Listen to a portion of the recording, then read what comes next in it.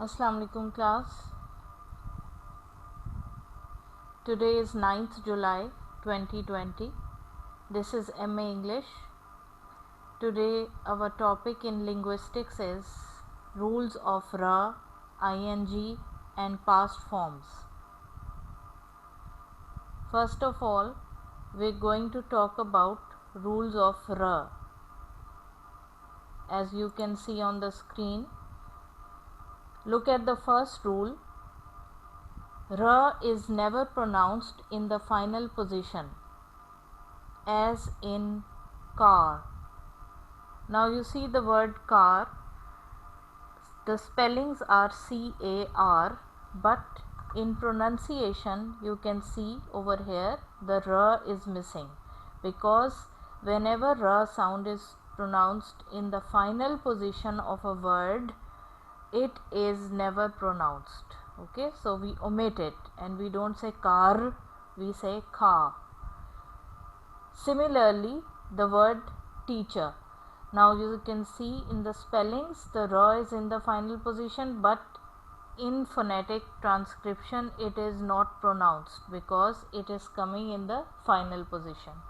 So it is teacher. It ends at schwa. Now the first rule that you have seen over here is that ra is never pronounced in the final position, as in car and teacher. Second rule is that ra is never pronounced in a word when it is followed by a consonant. Now you all know the consonant sounds, okay? So ra is never pronounced in a word when it is followed by a consonant. Let's see the example. We have park and smart. Now over here in the spellings we can see that ra is being followed by a consonant sound kh. Similarly in smart, ra is being followed by a consonant sound t. But when we look at the phonetic transcription, we will see that whenever ra sound is followed by a consonant, it is never pronounced. Okay, so we will say park and smart. Ra is omitted. Because why is it omitted? Because the next sound is consonant. Ka is also consonant, ta is also consonant. The third rule is that ra is always pronounced in a word when it is followed by a vowel sound. Now look at these words. We have break and cream. Over here we pronounce ra and in break and ra in cream because the next letters, the next sounds are vowel sounds. Okay, ea and ea, these are vowel sounds, so ra is pronounced over here. Okay, so we will say break and cream. The last rule of ra is that it is always pronounced in the final position when it is followed by a vowel sound. Okay, let's see. The car is red. Now over here, this is the rule of a sentence. The car is red.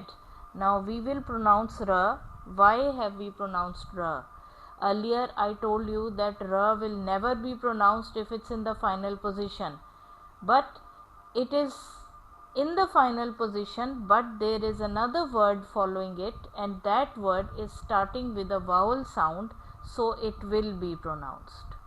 Okay, so the simple rule is I will explain it simply again, that ra is never pronounced in the final position. Okay, ra is never pronounced when it is followed by consonants. Ra is always pronounced when it is followed by vowel sounds, and ra is always pronounced in a sentence when it is followed by a vowel sound. Okay, these are the four very simple and basic rules which you can learn, and keep these in mind when you do phonetic transcription. Now we will discuss this in the end, and let me move forward to rules of g and ing. Okay, look at the screen. You can see g is never pronounced in the final position after ing. Now, for example, we have words which end at ng, like sing, king, ring, and taking. Okay, now we see that it ends at the ing form. It does not have g sound after ing, because g is never pronounced after ing in the final position. Now, ng is coming in the final position. Always remember that whenever ng comes in the end of a word, it ends at ing sound. On this sound, g does not follow. Okay. G is pronounced in those words which contain ng in the middle and which are one morpheme words. Now, if we look at one morpheme words, you know what is a morpheme? One morpheme is words which cannot be further divided. Okay. So, for example, anger. In anger, what happens? Look at the transcription. Anger, finger, English, and linguistics. These are all one morpheme words. Okay, so what happens in one morpheme words? When ng come in the middle, then g is pronounced. So we have ing and g. Ing and g, both forms are over there in anger, finger, English. Okay, so this is the second rule. The first rule was that whenever ng comes at the end of a word, g is not pronounced. Whenever ng come in the middle of a word and that word is a one morpheme word, then we have both the symbols ing and g. Third rule is, if a word containing ng in the middle position is not a one morpheme word, then g is not pronounced after ing. Okay, now these words over here, hanger, singer, hanged, sings, these are two morpheme words. These are not one morpheme, these are two morpheme, hang and sing and hang and ed, sing and s. Okay, so these are two morpheme words. When ng is coming in the middle of a word and that word is a two morpheme word, then what happens?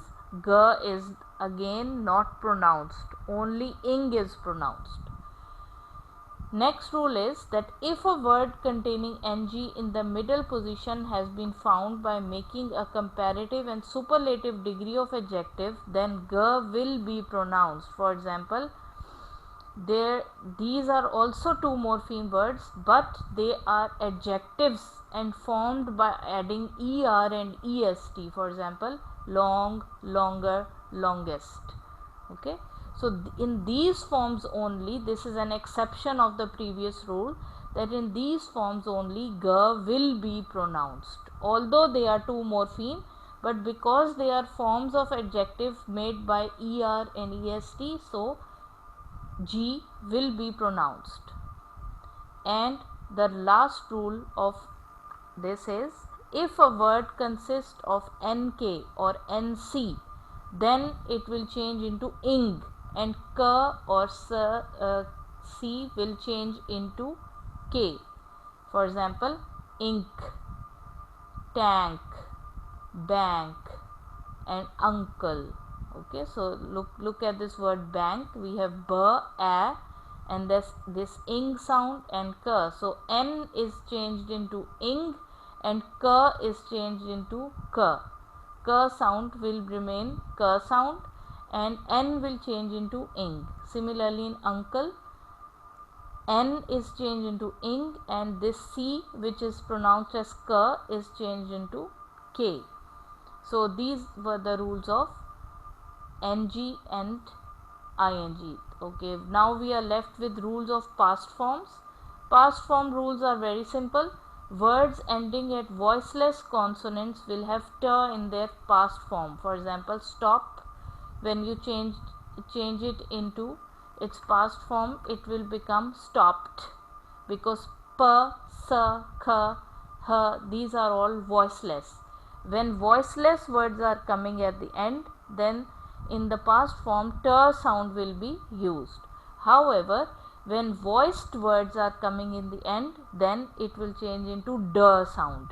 For example, squeeze. Now z is voiced, so its past form will have d sound. Similarly, beg, g is voiced and past form will have d sound, not t sound. Alright. Now these are some words for your practice. There's a one other rule over here, as you can see. For example, start, started, treat, treated. Words ending at t or d. Now words who already have t and d in their end, what will happen with them? They will change into id, id. Start, started, brand, branded.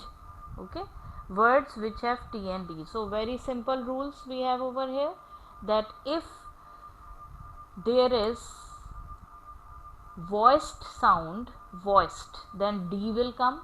If the sounds are voiceless, then t will come, and if the sounds are already t or d, then id, id will come. These are the words for your practice. You can just hide the answers and practice doing these words. Okay, and now you can turn on your mics and we'll have a detailed discussion.